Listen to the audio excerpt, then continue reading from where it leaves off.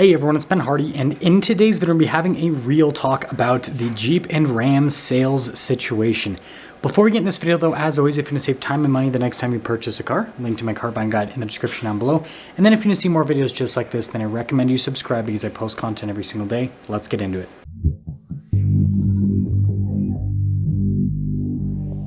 So if you're watching this video, then chances are you already know about the Jeep and Ram situation. Jeep has seen a sales decline year over year of about 20%. Ram has seen a sales decline of, I think, about 8% year over year. And the thing that's important to note is this is in a market where most other manufacturers are seeing their sales numbers like increase year over year. And the biggest thing is the brands that directly compete against Jeep and Ram have seen growth year over year. General Motors has seen really strong growth with all of their brands. And then Ford has also seen strong growth year over year. And so this definitely begs the question of why? Like, why are Ram trucks and why are Jeeps not selling when the competition, right, is selling in the market? Now, I have made some dedicated videos to this whole topic on the main channel, so I'm not going to dive too deep into the reasons as to why Ram and Jeep aren't selling. This video, I want to be dedicated to what I think the brands could do to help things out, but we'll just quickly, gloss over some of the potential issues. And these potential issues come from, one source, which is my review videos, right? I read the comments in my review videos because, well, people watching reviews on these vehicles are people that are looking to either buy these vehicles or have already purchased these vehicles. And then I also will read reviews on other sites just to give me a general idea of, what people are thinking about these vehicles, again, that are either owning them right now or looking to purchase them. So when it comes to Ram trucks, the first complaint about the vehicles themselves is payload with the 1500 series trucks and with the 2500 series trucks. With the 1500 fully loaded, that truck has a payload capacity of around like 1,000 pounds roughly. And then with the 2500, you have a payload capacity of under 2,000 pounds. And so a lot of people just want a higher payload capacity out of both the trucks. And again, you look at the competition, Ford and General Motors, and well, their half-ton trucks with both of those brands have payload capacities that are like 15, 16, 1,700 pounds. And then you look at their heavy-duty trucks, the 2500s, you're like 3,000 pounds. So Ram needs to do something to increase their payload capacities. And then when it comes to the 1500, a lot of people want more powertrain options because you only have two powertrain options, whereas with Ford and with General Motors, again, you've got more powertrain options available. Now, there will probably be the new Hurricane engine in the Ram 1500, and I think that will definitely help boost sales, but they can't get that thing out soon enough. And then with the heavy-duty trucks, a lot of people love the 6.4 Hemi with the 8-speed automatic, but when it comes to the diesels, a lot of the consumers, they want a more modern transmission. They want like an 8-speed or a 10-speed automatic. Ford and General Motors, they have 10 speeds in their diesels, and so people are asking for Ram to do something similar with the Cummins. And then also with the HDs, people want a larger cab. The crew cab is still the 4th generation crew cab with the HD trucks, and so people want more space, similar to what you have with Ford and with General Motors. And so those are kind of like the general, I guess, equipment complaints on the trucks.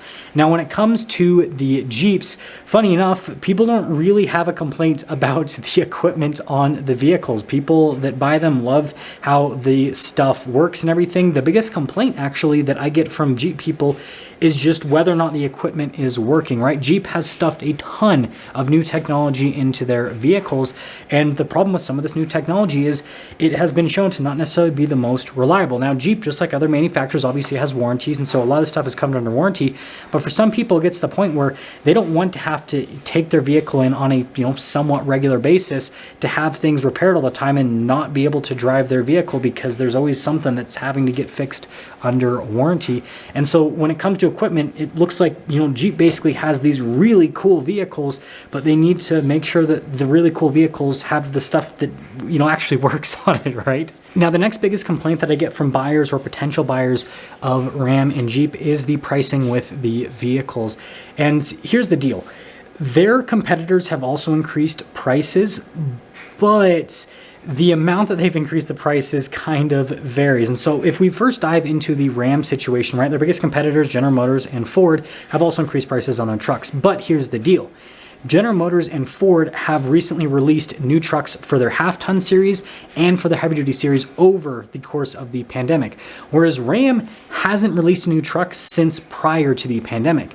And so you have this situation where all three truck brands are more expensive, But Ford and General Motors have brand new trucks. And so people are like, oh, well, those two truck brands are more expensive, but at least I'm getting a new product. I'm getting something different. Whereas Ram buyers feel like, yeah, the trucks are like way more expensive, but at the same time, I'm also not really getting anything different, so I'm just paying more for the same product. That's what Ram buyers feel like right now, and so that's a big part of the reason as to why the prices feel so crazy. But the other part is, prior to the pandemic, Rams were the most affordable. What it looked like from a pricing perspective is you had Ram at the most affordable, General Motors was just up above them, and then Ford was like way more expensive. And Ford's like always been more expensive, but now Ram is just as expensive as Ford, and General Motors is actually now the bargain brand. And I mean, a really good example is looking at their fully loaded diesel trucks.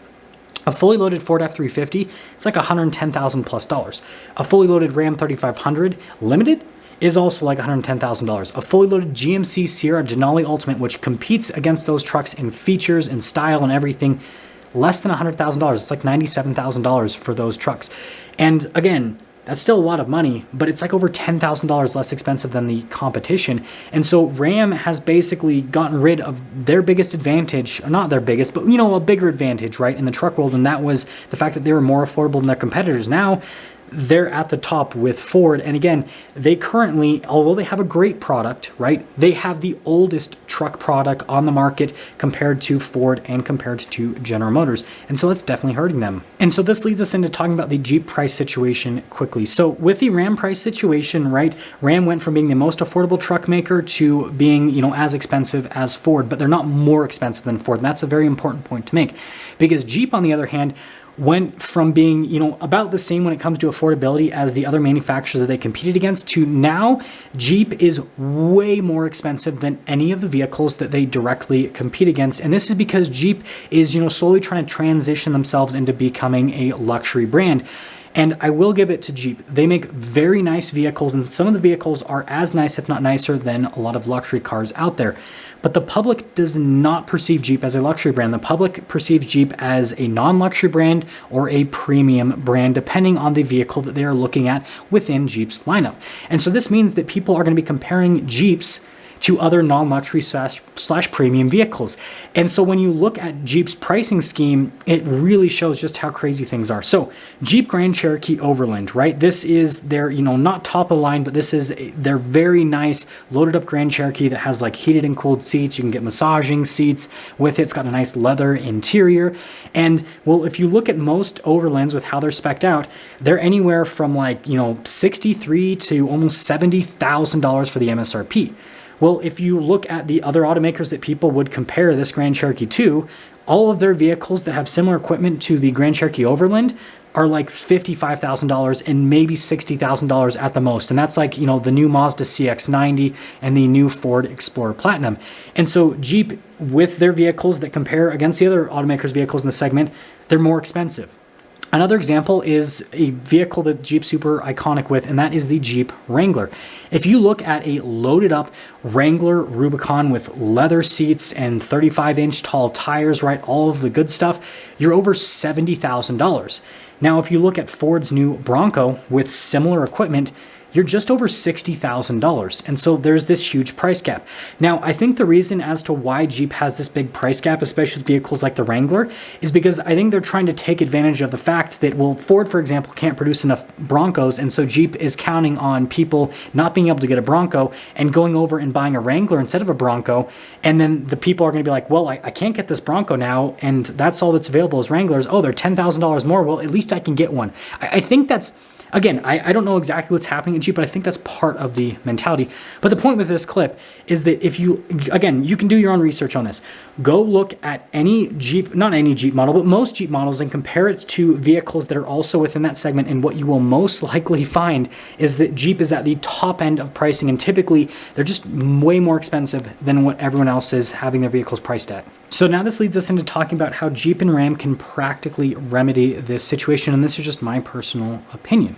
So they already are doing something that I think is going to help with fixing the situation. That is discounting vehicles. There are a lot of rebates on Jeeps and Rams. Look it up. Some of them are pretty crazy. And on top of that, the dealers are also helping with the situation because Jeep and Ram dealers are discounting these vehicles quite a lot. Like there's a lot of vehicles that are being discounted to invoice and even below invoice at this point. And it's not like you have to go in and haggle for hours. It's like that's what these vehicles are being posted for on the dealer websites. And so this is definitely going to help out. However, because a lot of people research online and because a lot of people don't necessarily like go to dealer websites first, I think that what would help Jeep and Ram more so than rebates and that then dealers discounting things to invoice and below is if they actually brought down the MSRP prices. Now I know that this is something that never happens in the automotive industry, that manufacturers don't bring down MSRP prices, but I think that this would help out a lot with putting these two brands at the top of people's lists if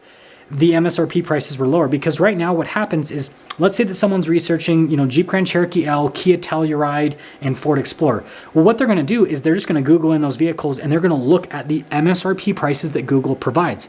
And if that person sees that, oh, the Jeep is like $10,000 more MSRP price compared to the other two with similar equipment, they're going to go and look at and research into the other vehicles more so. So if Jeep brought down the MSRP prices so that it was more in line with the other manufacturers, that they're, again, even though their vehicles have certain features the other manufacturers don't have at this point, people are still comparing Jeeps to these brands. If they brought down their MSRP prices so that it was more in line, then these people would go, oh, well, the Jeep is about the same price as the Kia and the Ford, so I'm going to research into all three and figure out which one I like the most. I think this would go a long way. And then, like I said earlier in the video, there are some, equipment issues. At least some of the customers perceive that there are some equipment issues. So get that Hurricane engine out as soon as possible. Like, this is something that should have happened yesterday. And I'm talking about not just in, the Jeeps, more specifically in the Rams, like the Ram trucks. They just need more powertrain options. That's what 1,500 buyers want at this point.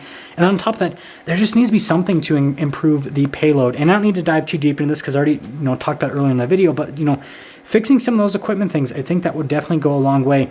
And then on the Jeep side of things, well, it's a complicated situation because you can buy more, quote unquote, bare bones Jeeps that don't have all of the new tech that has the potential to break. And so it's kind of like my argument's kind of not really an argument at the same time, because it's like, oh, if you're worried about, the new air suspension systems and all the crazy tech inside, just order a more base model.